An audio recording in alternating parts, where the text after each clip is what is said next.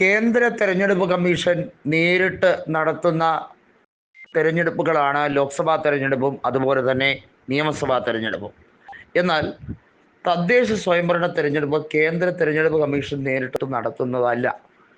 അത് സംസ്ഥാന തെരഞ്ഞെടുപ്പ് കമ്മീഷനാണ് അതിൻ്റെ ചുമതലയുള്ളത്.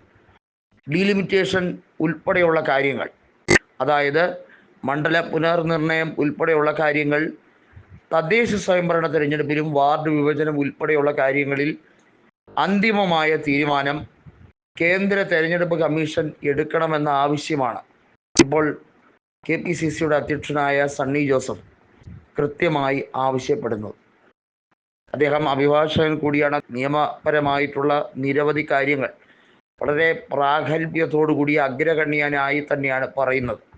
അതുകൊണ്ട് തന്നെയാണ് KPCCയുടെ അധ്യക്ഷ സ്ഥാനത്തേക്ക് എത്തിയ വ്യക്തി അദ്ദേഹം കോൺഗ്രസിന് ഒരു മോശക്കാരനാകില്ല എന്ന് K. സുധാകരൻ ഉറപ്പു നൽകിയത്. അദ്ദേഹത്തിന് കൃത്യമായൊരു വീക്ഷണമുണ്ട്. സംസ്ഥാനത്തുള്ള 6 കോർപ്പറേഷനും 86 മുനിസിപ്പാലിറ്റികളും 941 ഗ്രാമപഞ്ചായത്തുകളും ഉൾപ്പെടെയുള്ള കാര്യങ്ങളിൽ വളരെ വ്യക്തമായിട്ടുള്ള ഒരു ബ്ലൂ പ്രിൻ്റ് ഉണ്ട് UDFിൻ്റെ കൈവശം എന്ന് തന്നെയാണ് സണ്ണി ജോസഫ് പറഞ്ഞിരിക്കുന്നത്.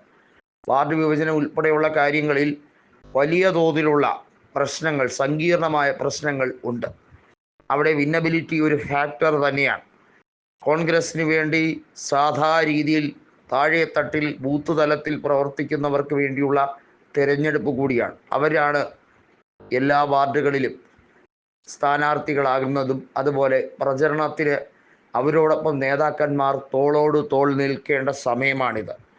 ഒരു രീതിയിലും CPIMനോ ഇടതുപക്ഷത്തിനോ മുൻതൂക്കം നൽകാൻ പാടില്ല എന്ന രീതിയിലേക്ക് തന്നെയായിരിക്കും പോകുന്നത്. 2020 ആവർത്തനമാണ് സംഭവിക്കാൻ പോകുന്നതെന്നും പാർലമെൻറ്റ് നിങ്ങൾ തൂത്തുവാരിയിട്ടും തദ്ദേശ തെരഞ്ഞെടുപ്പിലും നിയമസഭയിലും ഞങ്ങൾ തിരിച്ചു പിടിച്ചത് കണ്ടു എന്ന ഗർവമാണ് CPIMനുള്ളത്.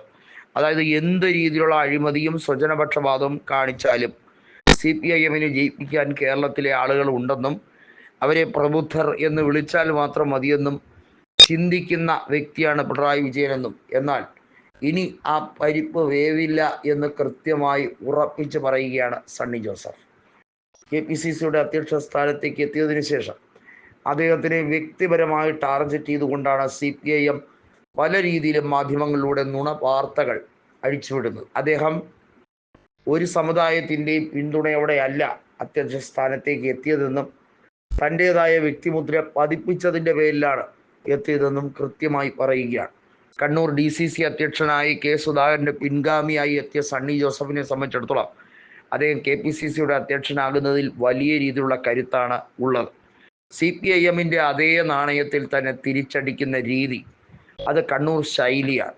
അത് കേരളത്തിൽ ഇൻ്റഗ്രേറ്റ് ചെയ്യപ്പെട്ടാൽ തീർച്ചയായും അത് വിജയിക്കും എന്ന് തന്നെയാണ് കോൺഗ്രസിന് അഭിപ്രായമുള്ളത്.